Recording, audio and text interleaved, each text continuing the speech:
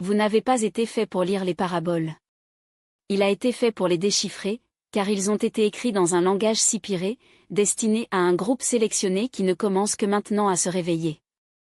Et si ces mots résonnent avec vous, c'est parce que quelque chose à l'intérieur le sait déjà, ce ne sont pas des histoires communes. Ce sont des clés de l'allumage. Et si la médaille perdue, le fils prodigue ou le trésor caché n'avait jamais parlé de la religion, mais de vous?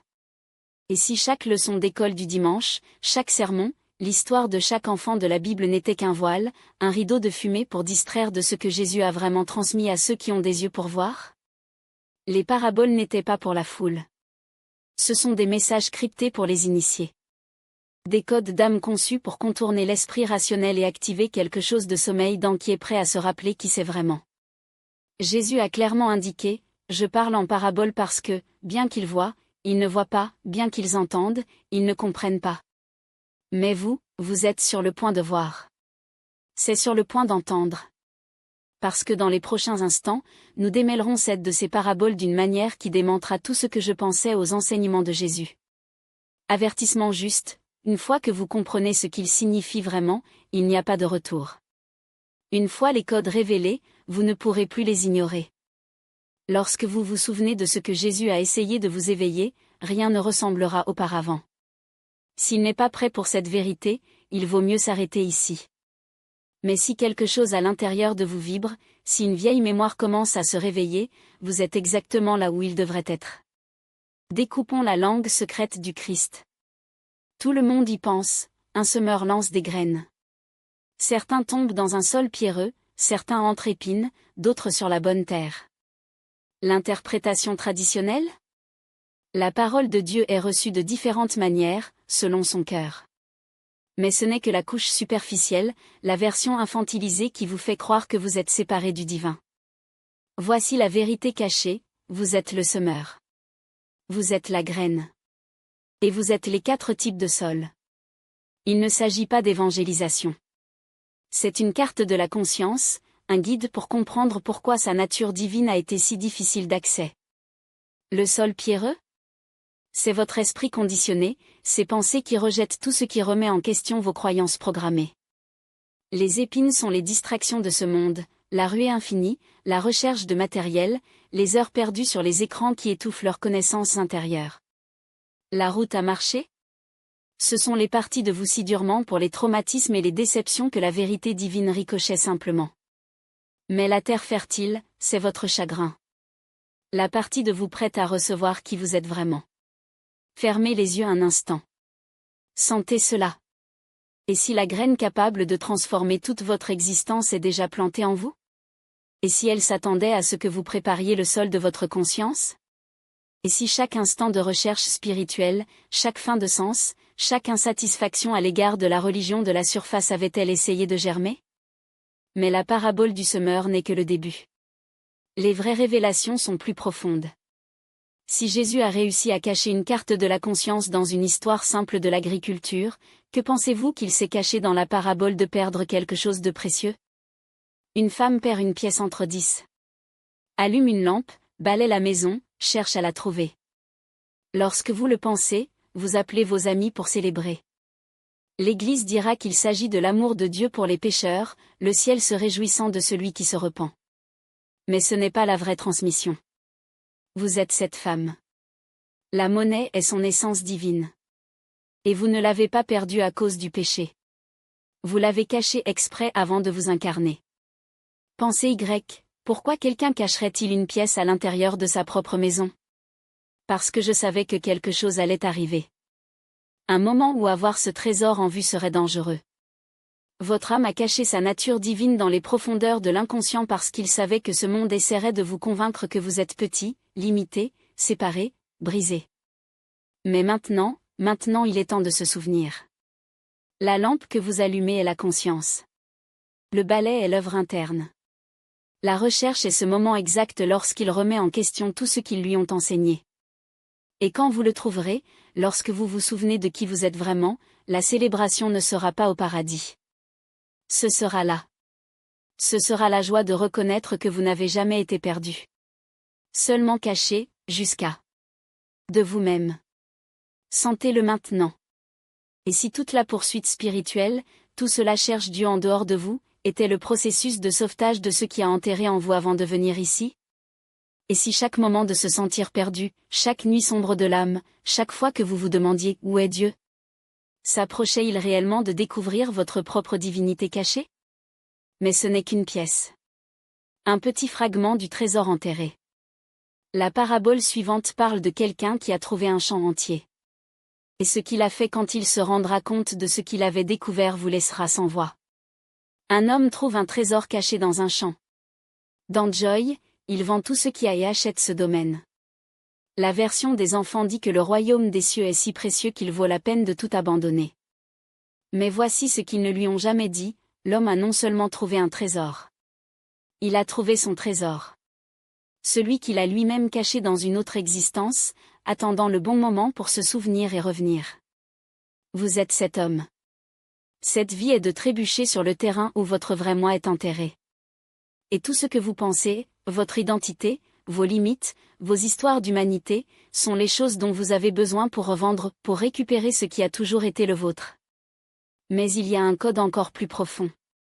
Le domaine représente son expérience humaine, son corps, sa personnalité, sa situation. Vous ne les transcendez pas. Vous les achetez. Vous les embrassez complètement, car vous vous rendez compte qu'ils sont la cachette parfaite pour votre divinité. Il ne s'agit pas de rejeter le monde. Il s'agit de reconnaître que le monde lui-même est le domaine où votre trésor est enterré. Réfléchissez à ce que Jésus dit vraiment, son expérience humaine n'est pas un obstacle à sa vie spirituelle. Elle est votre vie spirituelle. Ses relations, son travail, ses difficultés, ses joies, tout fait partie du domaine où sa nature divine est cachée, attendant d'être découverte. Et si, en ce moment, marchiez-vous sur le terrain où votre vrai moi est enterré? Et si chaque expérience qu'elle avait, même la douloureuse, était-ce une préparation de reconnaître le trésor quand il l'a trouvé? Regardez votre vie telle qu'elle est maintenant, pas comme je l'aimerais, mais tout comme elle est. Pouvez-vous le sentir? Le trésor attendant juste en dessous de la surface de son existence commune. Mais trouver votre trésor n'est que la première étape. La parabole suivante révèle ce qui se passe lorsque vous essayez de partager cette découverte avec les autres. Et le code que Jésus a inséré explique pourquoi certaines personnes peuvent entendre, tandis que d'autres. Privilège de se cacher. C'est une responsabilité sacrée que vous portez depuis avant votre naissance. Chaque fois que vous choisissez de diminuer, ce n'est pas modeste, vous trichez dans l'univers qui vous a créé pour briller. Pensez Y, une lampe ne demande pas la permission de s'allumer. Elle ne se soucie pas si sa lumière éclipse ceux qui préfèrent l'obscurité. C'est simplement léger. Et lorsque vous arrêtez enfin de négocier avec votre propre grandeur, quelque chose d'extraordinaire se produit, le monde qui vous entoure commence à se réorganiser. Non pas parce que vous avez changé, mais parce que vous avez cessé de mentir sur qui vous êtes toujours allé. Mais voici le paradoxe que peu comprennent, sa lumière n'existe pour sauver qui que ce soit. Il existe parce que c'est ce que vous êtes. Lorsque vous mettez la lampe sur le chandelier, lorsque vous arrêtez de vous cacher, vous ne faites pas une faveur au monde. Il aligne simplement son existence sur la vérité. Et cette vérité? Vous n'êtes pas un phare essayant de guider les navires perdus. Vous êtes l'océan qui les soutient. Et c'est exactement ce qui fait peur aux gens. Ce n'est pas votre lumière qui vous dérange, mais la vérité qu'il révèle. Parce que lorsque vous cessez de faire semblant d'être petit, il expose automatiquement l'illusion de tous ceux qui croient encore qu'ils doivent se plier. Son authenticité n'est pas une menace pour les autres, c'est un miroir. Et les miroirs ne mentent pas. Maintenant, préparez-vous pour la dernière pièce de ce puzzle. La parabole qui révèle pourquoi, même après avoir trouvé le trésor, reconnaissant la perle et allumé la lampe, vous pouvez toujours sentir que quelque chose manque. Pourquoi? Même après toute cette expansion, il y a encore une voix chuchotant, « Qu'est-ce que maintenant? Qu'est-ce que je fais de tout cela ?» Un homme engage des travailleurs dans son vignoble. Certains commencent le matin, d'autres à midi, d'autres en fin d'après-midi. Mais le moment venu, tout le monde obtient le même montant.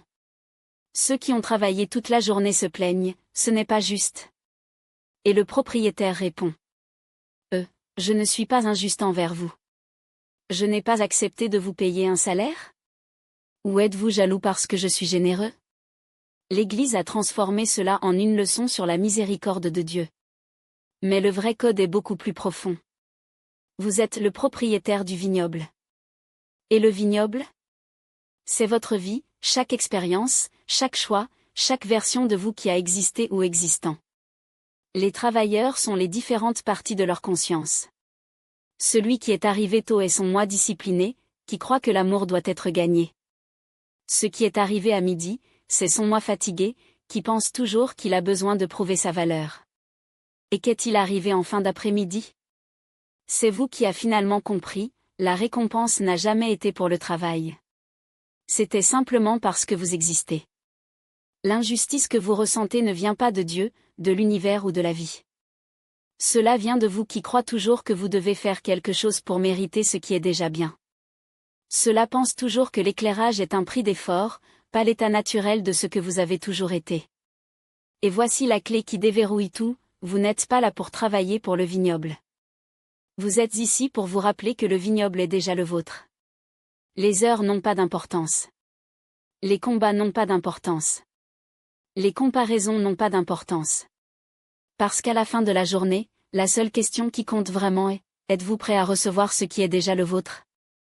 Lorsque vous cessez de compter le temps, lorsque vous cessez de mesurer votre valeur par la sueur, lorsque vous comprenez enfin que la générosité de l'univers n'est pas une récompense, mais le reflet de votre propre nature, alors, et à ce moment-là, vous n'êtes plus un travailleur et devenez le propriétaire.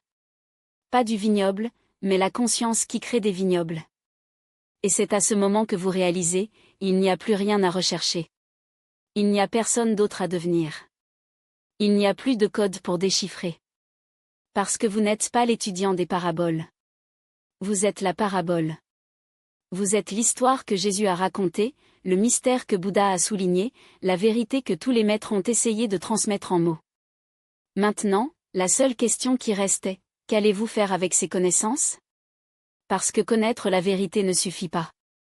Vivre la vérité ne suffit pas, être la vérité, c'est ce qui transforme non seulement vous, mais tout le champ de conscience autour de vous. Et si vous êtes arrivé, ce n'était pas une coïncidence. C'était parce que quelque chose à l'intérieur de vous sait déjà, ce n'est pas la fin. C'est le début de se souvenir pourquoi vous êtes venu. Ce n'est pas seulement votre droit d'incarner cette vérité, c'est pourquoi vous êtes venu. Ne pas le garder comme un secret, mais pour se souvenir et partager comme un phare. Chaque fois que vous cachez votre lumière, ce n'est pas seulement vous-même qui prive. Ce sont tous ceux dont le chemin doit être éclairé par la fréquence unique que vous seuls. Le monde n'a pas besoin d'une autre flamme vacillante. Vous avez besoin de vous en pleine intensité. Maintenant. Sentez, en ce moment, les façons dont il a été caché, les cadeaux qui sont partis, les vérités qui avalaient, l'amour qu'il contenait, le pouvoir qu'il a nié. Que se passerait-il si vous supprimez le seau qui noyait votre flamme? Si vous avez cessé de vous excuser d'être magnifique? Si vous laissez votre lumière briller avec une telle force que, en le voyant, les autres se souviennent qu'ils le peuvent? Ce n'est pas l'ego. C'est le service. Parce que le plus grand cadeau que vous pouvez offrir à ce monde est l'expression la plus pure et la plus pure de qui vous êtes vraiment. Mais voici ce qui se passe lorsque vous vous permettez vraiment d'être cette lumière. Quand cachez sa nature divine. Tout le monde ne célébrera pas. Et c'est là que le dernier enseignement entre en jeu, la parabole qui révèle pourquoi. Lorsque vous déchiffrez ce code, vous comprendrez exactement pourquoi ce message vous a traversé aujourd'hui. Deux hommes construisent leur maison, un sur le sable, un au-dessus du roc. Les tempêtes arrivent. On reste debout, les autres s'effondrent. Vous avez entendu dire que cela signifie construire la vie sur Jésus au lieu de choses terrestres. Mais c'est la version enfantine de l'histoire. Voici la transmission à ceux qui sont prêts à voir. Vous êtes tous les deux des constructeurs. Tout au long de sa vie, il a construit deux versions de lui-même. Une version a été érigée sur le sable de la validation externe. Il a besoin d'approbation, de reconnaissance, de succès, de sécurité de l'extérieur pour se sentir stable. Ceci est votre fausse identité, votre ego, le masque qu'ils ont habillé en vous. L'autre version a été construite sur le rocher des connaissances internes. J'ai extrait sa force de la source elle-même. C'est sa véritable essence, sa conscience du Christ, sa nature. Et voici ce que Jésus voulait vraiment avertir. Les tempêtes sont déjà là. Tout pilier extérieur dans lequel vous avez soutenu votre identité est secoué. Chaque système sur lequel il a dépendu de se sentir en sécurité ruine. Chaque autorité que vous avez consultée pour des réponses est exposée comme limitée. Ce n'est pas une punition. C'est la libération. Les tempêtes ne sont pas là pour la détruire. Ils sont là pour révéler quelle version de vous est réelle. Vous êtes vivant au temps du grand dévoilement, l'ère où la conscience elle-même se réveille sur cette planète. Ceux qui ont construit leur vie sur le rocher de la connaissance de soi resteront debout. Ceux qui ont dépendu du sable de la dépendance externe devront reconstruire. Ce n'était pas un hasard si vous avez trouvé ce message. Ce n'était pas une coïncidence que ces paraboles résonnaient si profondément. Ce n'est pas appelé à quelque chose de plus vrai, plus authentique, plus réel. Vous n'êtes pas ici par accident. Vous êtes activé pour ce qui vient. Ressentez le fondement sur lequel a construit votre vie, l'approbation des autres ou la voix de votre âme. Est-ce une sécurité externe ou une certitude interne? Est-ce ce que le monde dit que vous êtes, ou quel silence murmure-t-il toujours? Les tempêtes révèlent la fondation. Et si vous vous sentez ébranlé, si tout ce qui était familier est en s'effondrer, c'est peut-être parce que votre véritable essence est enfin prête à émerger. Voici le code final, la parabole n'a jamais été de deux personnes différentes. Il s'agissait d'environ deux phases du même réveil. Tout d'abord, vous construisez sur le sable, parce que c'est tout ce que vous savez. Alors les tempêtes arrivent et secouent tout. Et puis vous vous rendez compte, il y a un choix. Reconstruisez sur la même fondation, ou découvrez que le rocher a toujours été là. Tu es le rocher. Sa nature divine est inébranlable. Votre vrai moi est le fondement qui résiste à toute tempête. Et maintenant? Le moment est venu de construire à partir de là. Nous décodons des textes sacrés cachés aux yeux de tous. Les paraboles qui n'ont jamais enseigné. Cartes qui ont enterré. Les révélations qu'ils ont essayé de contrôler. Ils ne sont pour personne. Mais si vous êtes toujours là, vous n'êtes personne. Vous avez été marqué. Choisi. Cela fait partie de l'éveil qui se passe maintenant sur cette planète. Les rouleaux sacrés appellent. Évangiles cachés. Codes qui ont enterré. Les technologies d'éveil qui ont tenté d'effacer. Sentez l'appel, c'est parce que votre âme le sait déjà. Il est temps. Entrez dans la chambre intérieure. Le lien vers les rouleaux est dans la description et fixé dans les commentaires. Et si vous cherchez d'autres qui portent la même connaissance, nous avons un sanctuaire privé, un espace caché pour ceux qui décodent le Christ intérieur, souvenez-vous de la vérité au-delà du voile et transcende la religion. Trouvez le lien dans la description. Mais seulement entre ressentir l'appel. Commentaire ci-dessous, je suis la parabole. Si quelque chose d'ancestral s'est réveillé en vous, partagez cette transmission non pas par des algorithmes, mais pour signaler aux autres. Vous n'avez pas trouvé ce message. Ce message l'a trouvé. Les codes se déverrouillent. Le temps est maintenant. Et vous, cela en faisait toujours partie. Jusqu'à ce que nous décodons le prochain parchemin, rappelez-vous qui vous êtes et laissez votre lumière révéler le royaume en vous.